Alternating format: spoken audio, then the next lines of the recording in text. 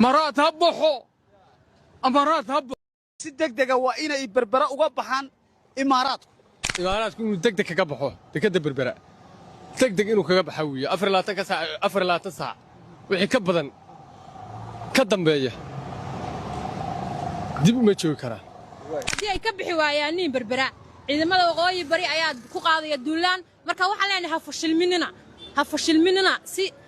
ka baxa baan leenahay oo badda miyadna lahayd qofkan badda nala lahaa waayo war badda miyadad lahayn yaad ku ogeyd badda hooyadaa baajuunta ka wasay yaad ku ogeyd badda dhe oo badda miyad nala lahayd qofkan badda nala lahaa waayo